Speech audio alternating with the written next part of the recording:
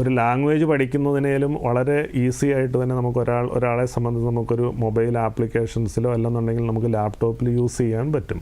അപ്പം digital literacy എന്ന് പറഞ്ഞുകൊണ്ട് ഉദ്ദേശിക്കുന്നത് നമുക്കൊരു ആപ്പ് ഡൗൺലോഡ് ചെയ്യുന്ന സ്ഥലമോ അല്ലെന്നുണ്ടെങ്കിൽ ഒരു ബാങ്കിങ് ട്രാൻസാക്ഷൻ നടത്തുക എന്നുള്ളത് മാത്രമല്ല ഉദ്ദേശിക്കുന്നത്.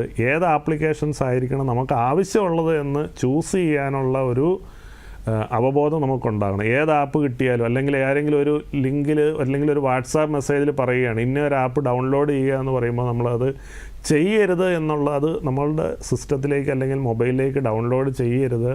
നമ്മളൊരു ട്രസ്റ്റബിൾ ആയിട്ടുള്ള സോഴ്സിൽ നിന്നുള്ള ആപ്പ് മാത്രമായിരിക്കണം യൂസ് ചെയ്യേണ്ടത്. അതുപോലെ തന്നെ നമ്മളൊരു സോഷ്യൽ മീഡിയയിൽ ഇൻസ്റ്റാഗ്രാമോ ഫേസ്ബുക്കോ അങ്ങനെയുള്ള ഏതെങ്കിലും ഒരു അക്കൗണ്ട് നമുക്കുണ്ടെന്നുണ്ടെങ്കിൽ ആ അക്കൗണ്ടിൽ ആരുമായിട്ടായിരിക്കും നമ്മൾ കോണ്ടാക്റ്റ് ചെയ്യേണ്ടത്. അതുപോലെ തന്നെ ഒരു അൺനോൺ ആയിട്ടുള്ള ഒരു സ്ഥലത്ത് നമുക്ക് കണ്ടിന്യൂസ് ആയിട്ട് ഒരു കോളോ അല്ലെന്നുണ്ടെങ്കിൽ മെസ്സേജ് വരുന്നു, അത് നമ്മളൊരു 1930 അങ്ങനെയുള്ള ഏതെങ്കിലും ഒരു നമ്പറിലേക്ക് നമുക്ക് റിപ്പോർട്ട് ചെയ്യേണ്ടതായിട്ടുള്ള ആ ഒരു സെൽഫ് അവെയർനെസ്, ഇതെല്ലാം ഡിജിറ്റൽ ലിറ്ററസിയുടെ പാർട്ടാണ്. അതുപോലെ തന്നെ നമുക്കറിയാം സോഷ്യൽ മീഡിയയിൽ അല്ലെങ്കിൽ വാട്സാപ്പിലാണെങ്കിൽ നമ്മുടെ പ്രൊഫൈൽ ആർക്കൊക്കെ കാണണം ആർക്കൊക്കെ കാണണ്ട എന്നുള്ള കാര്യങ്ങൾ വരെ നമുക്ക് കൺട്രോൾ ചെയ്ത് ആ ഒരു നമുക്ക് ഉണ്ടാകേണ്ട ഒരു സെൽഫായിട്ടുള്ള ഒരു അവബോധത്തിനെയാണ് ഡിജിറ്റൽ ലിറ്ററസി എന്ന് പറയുന്നത്.